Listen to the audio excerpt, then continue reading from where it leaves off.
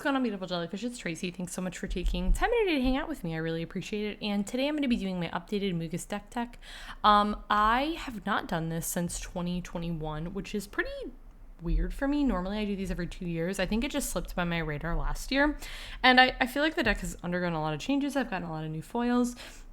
This deck is a sacrifice-themed commander deck. It's definitely not one of my more powerful decks. I feel like sometimes it's like, well, you could run this, you could do this. I mean, I could, but the whole point of this is to be at the level that it's sitting, and I'm really happy with how this deck plays out. It can do really powerful things.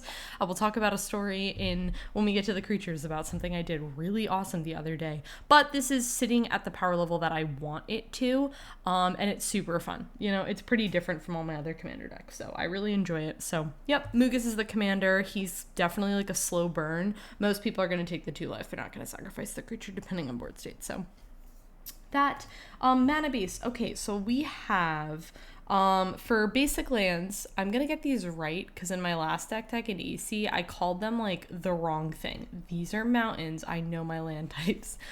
Basically I run 11 of these, and the goal is to get them all matching.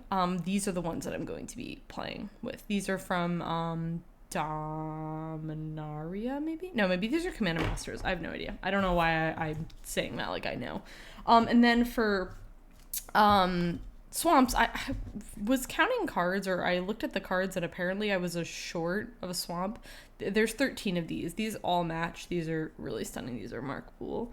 And then I had one that I threw in, so I just need to buy another one of these. They're not expensive. They're like cents. So anyways, and now for the non-basics. First off, we have Blood Crypt, very standard.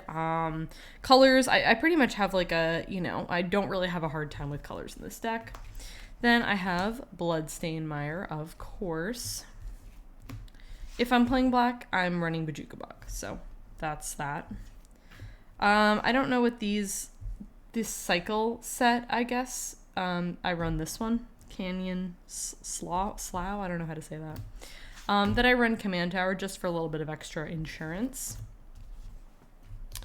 Evolving Wilds, and of course, Terramorphic Expanse. Then I run Fabled Passage, which I really enjoy Fabled Passage a lot. It's really, really strong. I run this in like everything.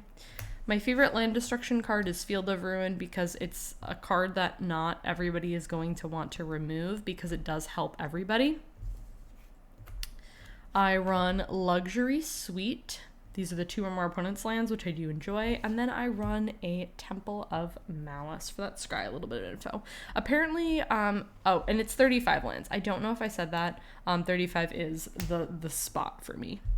Okay, next up we have artifacts. These are pretty standard, so I'm going to kind of race through them. The first stuff we have is Arcane Signet. I love Arcane Signet. If I'm playing 2 or more colors, I'm playing with this. Next up, we have Expedition Map. It's not super crucial in here. I'm not running a lot of really like fun lands or anything, but it's really good if I needed to get my Bojuka Bog for whatever reason. This is going to be really hard to see. It's a very understated foil, but I have this Phyrexian Altar. I feel like I have not drawn this card, which is wild to me. This card is really, really strong. It is a sacrifice-themed deck, and I am trying to do that. So for myself and for my opponents, this card seems very strong. I don't think I've drawn it. Rakdos Signet for a little bit of mana acceleration. Skull Clamp. Love this card. Soul Ring, obviously. Talisman of Indulgence. I run Thematic Compass. I really enjoy Thematic Compass. I was just in a conversation with my friend Trav the other day. He was like, it's just so good in everything. So you got to have 7 lands, and it also gets you lands, which is really cool. And then it flips and you've got a Maze of Ith, which is just, I mean, it's always great to have a Maze of Ith. The only downside to Maze of Ith is that it doesn't tap for mana. This one does have to flip, of course, so it's a little different. But it does tap for mana just in case you don't need to Maze of Ith. And then I have a Worn Power Stone. That is it for artifacts. Next up, we have enchantments.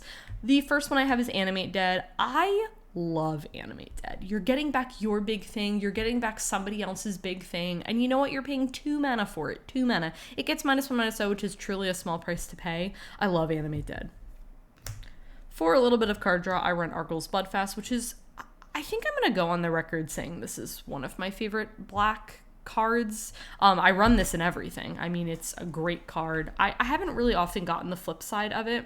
You can do the flip side if you're in a pinch, which is you do sacrifice a creature and you gain life equal to its toughness. I think I've been in one instance when I've drawn this, when I've needed to do that, but for the most part, it's there for the card draw. So it's a great card. It's also very inexpensive. Next up, I run Bitter Blossom because we wanted a little bit of token gen that's pretty consistent so that I can sacrifice it. It's great with Skull Clamp.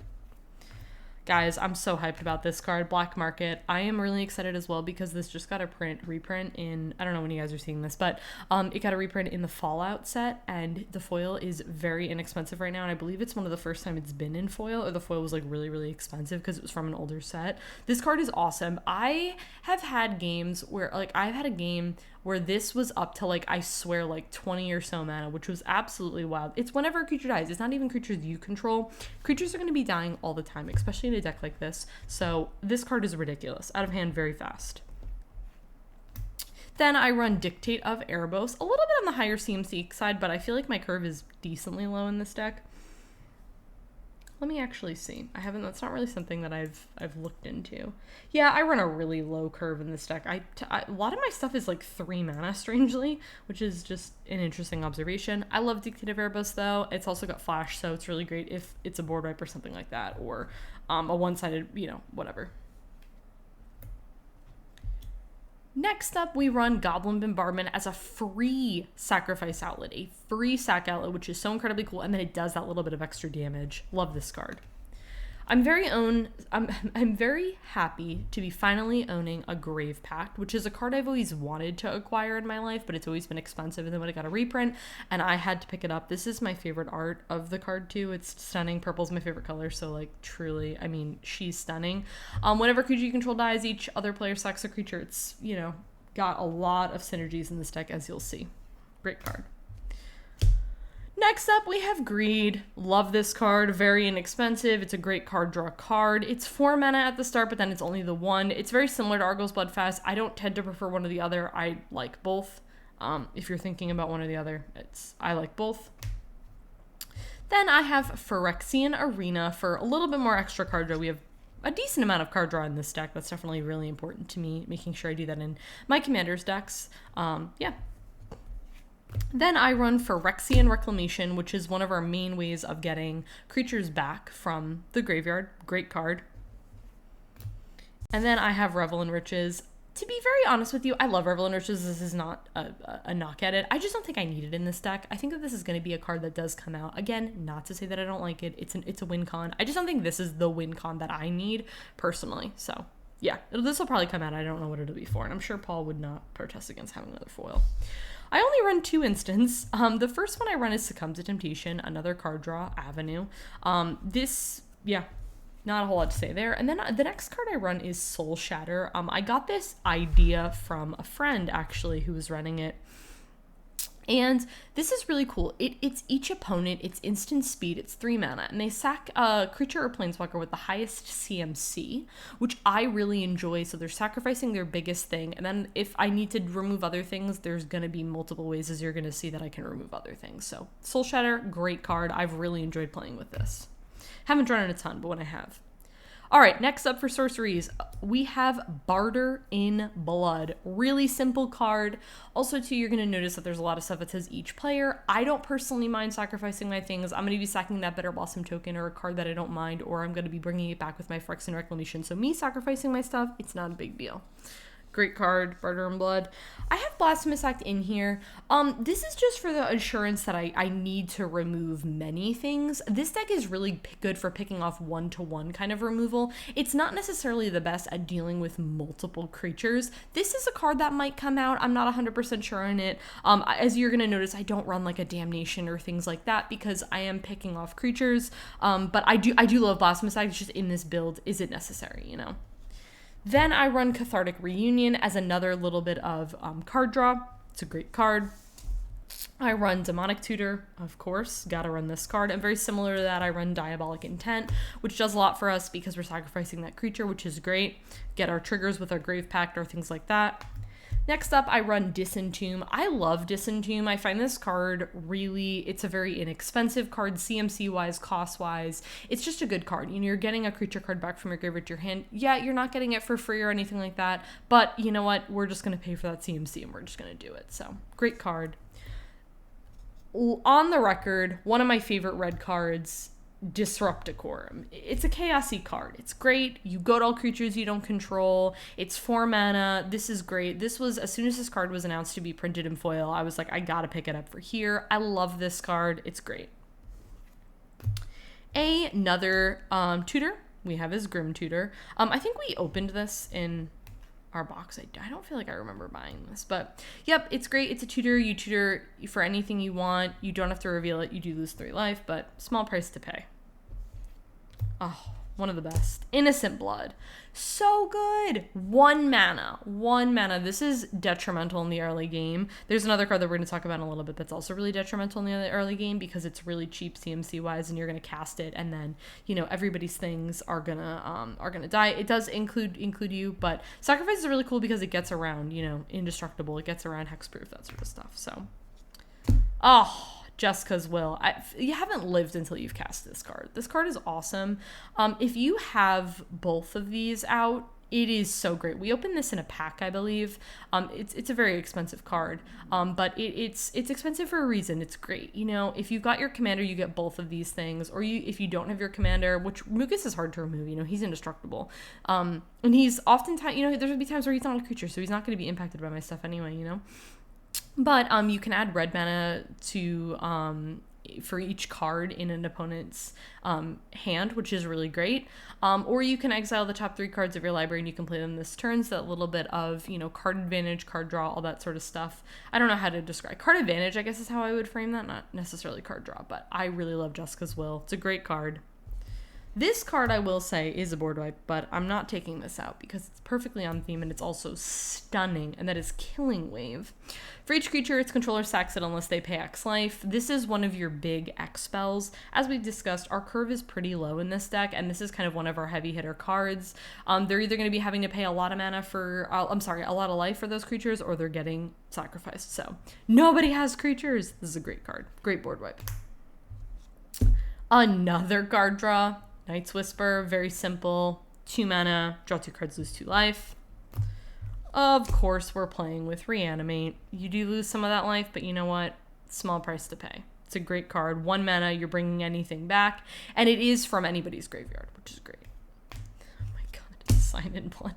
I'm just going through all these card draw cards. By the way, this foil is stunning. I don't know how well it's going to show up on camera, but like the red, it's so beautiful. Yeah, great card. Smallpox. Okay, I played this deck the other day and I cast a very early game Smallpox, and it was detrimental. When you're in the early stages of the game and people don't have a ton of creatures and they're having to sack a land, it is everybody, just as something to know, but they got to discard, sack a creature, sack a land, they lose the life. I mean, that's whatever. But it's so good in the early game. It's just absolutely detrimental. If they only have their 1 creature and it's their commander and it's harder for them to recast it, and then they're screwing them off for the land. Like we said, we don't have a big curve, so this doesn't hurt us as much. It can, for sure, but this hurts your opponent so much. It's a great card. And now for kind of one of our big cards, we've got Torment of Hellfire. I love this card. They're either going to lose 3 life, sack an on-land permanent, or discard a card. You're screwing your opponents either way. This is one of our big spell, really, is what it is. Torment is such a fun card. It does a lot of different things. You're going to be screwing your opponents up either way. And the last sorcery is Victimize, one of my personal favorites. I run this card in a lot. Basically, you have to sacrifice a single creature, and then you get 2 creatures to the battlefield tap for 3 mana. Somebody had pointed out that this card can be susceptible to not working because somebody can get rid of that sacrificed creature, and it is part of the cost. I haven't honestly found that anybody has ever done that to me when I've casted Victimize. It's just something to note about this card, but I do enjoy it. Okay, next up for creatures, in my opinion, it's the most exciting stuff. We have 25, which really feels pretty small. I don't know. The first thing we have is Ayara. I love Ayara. I just feel so happy whenever I draw this card. She's also triple black, so getting our Mogis online. I mean, we have this and Mogis. We only need 2 more devotion. Great. When this or another black creature ETBs, each opponent loses when you gain 1. This is one of like the few life gain aspects in this deck. As you can see, we're doing quite a lot of damage to ourselves in this deck. And then we can sack another black creature to draw a card. Ayara, she's a house. I love her. Next up we have is Blood Artist. We talked about ways to gain life, and Blood Artist definitely does. We have so many creatures dying. This is going to hurt our opponent so much, and then we're going to get to gain life, which is great. Braids is a new addition into this deck, and this card is amazing. I mean, beginning of your end step, you may, it's an option, so you don't have to if you don't want to. Second, artifact, creature, enchantment, land, or planeswalker. I mean, we don't run any planeswalkers, so, you know. If you do, each opponent may sack a type, and if they don't, they lose 2 when you draw a card. I love the versatility on this card. I can say to people, I'm going to sack those creatures. You know, I know that there's a really great enchantment that I want to do, or if they don't want to get rid of it, they have to drain, and then I get to draw a card. So it's making my opponents pick between those things. I love Braids. I love the versatility. Great card. Next up are my 3 mana things that do basically the same thing. So first off, we have Demon's Disciple. It's a 3/1 ETBs. Each player sacks a creature or planeswalker. Fleshbag Marauder, very similar. Each player sacks a creature. Merciless Executioner, same thing. Each player sacks a creature. These are all 3/1s. Wow, that's a fun little thing. Then we have Gravelighter. I love this art. I also love the versatility of this one. ETBs, draw a card if a creature died. Otherwise, each player sacks a creature. I can play this to my advantage. It's a 2/2, and then it's got flying. And then I've got Plaguecrafter. ETBs. Each player sacks a creature or planeswalker, and each player who can't discards a card. All these 3 mana ones, they're pretty much the same thing. Each player is going to sacrifice that creature. And I also too will say there are times where I play this, for example, and then I will just sack it. You know what I mean? It's done its thing. So those are all awesome. Dire Fleet Ravager is just a cheeky card. I really love this card. It's also got Menace and Death Touch funny. Like, I don't know why. I'm not complaining. I love it. When it ETBs, each player, again, it's hitting you as well. We lose 1/3 of our life rounded up. This is also really fun to, like, bring back from the yard. Like, you cast this card multiple times in a game. I've done that before, and it's really fun. This is a great speed up the game card. Next up I have is Erebos, God of the Dead. I believe this is OG Erebos. This is an awesome card. I mean, your opponents can't gain life, and then we've also got the pay 2 life. Maybe we have too much card draw in here. I don't know. I feel like our card draw also costs us so much of our life. We need that little bit of life gain, you know. It's also got Indestructible. If it's a creature, amazing. You know, it hits for super hard, but if it's not, that's also okay. We have more black represented in this deck than we do red, so. Next up for one of my personal favorite cards, and it's a red card. I know you're shook. It's a Tali. It's Primal Storm. This card is amazing. I played with this deck the other day, guys, and I flipped a Progenitus with my Atali. Yes, I cast it. Did I win that game? I don't remember if I won that game or not, but I was hitting. I think my friends were like, "You need to die," and I was like, "That's very fair." I did. I deserved to die because Atali flipping off a Progenitus is pretty ridiculous. I love Atali. I find this card just ridiculously fun. It never really plays the same because you're capitalizing off of what your opponents have. This is just a ridiculously fun card. This is going to be your card that you're animating dead or reanimating because you just want this card back. It's a house. I love it. Just so good, so good. If you haven't played with Atali, you're truly missing out. It's an experience. Another card draw thing, but I really like Grim Harspec because it does not drain us in any way. So if I do ever decide to go through and remove some of the card draw, this one will not be one of the ones because it's also a 3/2. Will I morph this card? No, I'm not going to morph this card, but when a non-token creature you control dies, I get to draw a card. It doesn't drain me, which I like. Another win con in the deck is Kavrisk. He is the Merciless. This is only an opponent, so I am free to cast all my things. This is also one of our big spells. In there, you know, it's 7 mana. Whenever an opponent casts a spell, they deals damage to their mana value to any target, so I can kill creatures. Most of the time I'm directing this at face. I'm trying to kill people. Caverick, it's a fun time. Next up I have is Massacre Worm. I've honestly really not found with Massacre Worm the -2/-2 being ridiculously useful, but whenever a creature an opponent control dies, they lose 2. Is very good. I like that this is an opponent control, so it's not hitting us, so therefore we're able to drain our opponents, and this is just, I mean, creatures are going to be dying left or right. And then it's also a 6/5.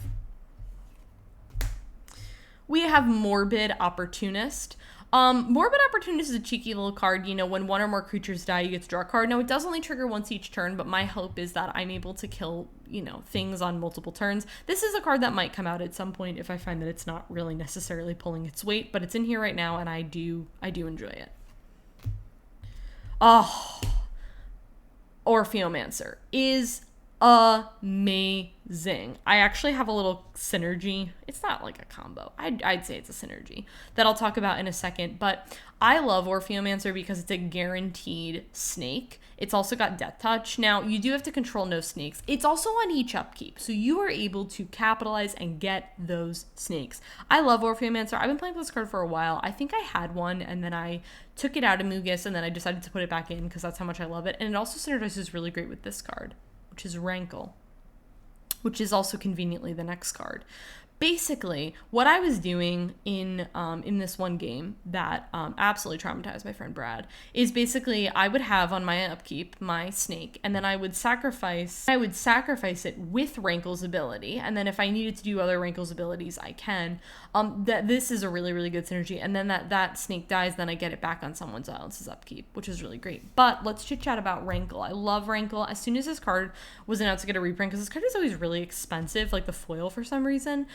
It's great though. It's a great card. It's got flying and haste, which is fun. I like that aspect. When it deals combat damage to a player, which is pretty easy to do, right? It's got flying. It's going to be a little bit hard to hit, and if I'm removing all my creatures, my opponent's creatures, I mean, how are they going to block this? I can make each player it is player. I can make us all discard. I can make us all lose one and draw. That's probably not going to be the avenue. And then each player sacks, which is going to do the primary thing. Love Rankle. Great card. I love the versatility. Of course, we're playing Sheldred, one of our biggest heavy hitters. If we're getting back any of our creatures, it's gonna be a good time for us. I've been playing with Sheldred for a while. I mean, I play this card in Tasigur as well. I don't know if I played in anything else, but it's a great card. I mean, the fact that I get to bring back any creature from my graveyard to my battlefield for free 99. It's also got Swamp Walk, so it's gonna be hard to hit. You know, it's hard, like it's hitting hard. That's what I meant to say. And then at the beginning of each opponent's upkeep, they sack a creature. It's not a May, they're doing it. Sheldred, it's a good time. It's a good time for you, not a good time for other people. Very simply, I have Solemn Simulacrum, aka Sad Robot. Not a whole lot to say here. You get a basic. It does enter the battlefield tap, which is awesome. When it dies, you can draw a card. Great card. I run 2 out of, I believe, the 3 Squeeze. I love Squee. Just such a fun little card. So, you know, Squee the Immortal is 2 red, whatever. I can cast it from my graveyard or exile, just in case somebody was feeling particularly really upset and wanted to exile. I don't know. And then Squee Goblin Naboob is just from your graveyard to your hand. But, you know, it's totally fine by me. I love both of these. They're great. They're great sack outlets that I can constantly be bringing back. I love them both. Okay, this card is ridiculous. You're looking at all the sacrifice in this deck and you're thinking, how can it get worse? Well, it can because of Terrorgrid. Trav had a Terrorgrid deck and literally took it apart because it was too mean. Terrorgrid is ridiculous. If you think about all the sacrifice we're doing in this deck and the fact that now I get to own those permanents because of Terrorgrid, and then she's a 4/5 with Menace, excuse me? This card is ridiculous. Whenever an opponent sacks an untoken permanent or discards a card, and we have a little bit of discard in here, not a ton, but we do have some, you just get to put that onto your field. This card is ridiculous. My only gripe with it is I don't draw it enough. But it's honestly insane. This is a card that you play and people are like, I need to remove that yesterday because it's insane. You're getting all your amazing things from your opponents. And then you've got that 4/5 Menace. Absolutely ridiculous. I'm obsessed. I love Terrorgrid. It was love at first sight. It was. Oh, Thought Picker Witch. It's a cheeky little card. I like it. Not a lot of people know this card exists or know what it does, but I like it. You get to sack a creature. I like that this is not a tap ability, so you get to just sack any creatures that you want, really. I can sack those snake, like this with Orpheomancer, I get to snack those little snake tokens that I make, and then I get to look at the top 2 cards of target opponent's library, and I get to remove one of them from the game for like 1 mana. I don't know. This card, I just really enjoy it. I like the fact that I got to remove. I get to sack a creature, so I get all my, you know, all my triggers that I get, and then I get to look at the top 2 cards of my opponent's library and I get to remove one of them from the game, which seems pretty crazy. It's also really fun if people are doing, you know, top of their, you know, they've just tutored, for example, and then you're like, okay, I'm going to Thought Picker Witch and get rid of that top card. Card's awesome. Then I have a newer card to me, which is Vran, Executioner Thane. So whenever this or their creatures die, each opponent loses 2 and you gain 2. It only does trigger once each turn, so if I do mass sacrifice, but if I'm able to do multiple sacrifice things on everybody's upkeep, like Sheldred, for example, this card does a pretty nice job, and then it is life gain. I haven't drawn it a ton to play with it a ton, so I can't necessarily attest to how good it is, but it seems pretty good from when I've had it. And the last card is Zulaport Cutthroat. Very similar to Blood Artist. The thing about Zulaport is it's other creatures that you control, but as you can see, we have quite a bit of cards that we are also having die as well. So, and then we get to gain life, which, you know, we need a little bit of life gain, so.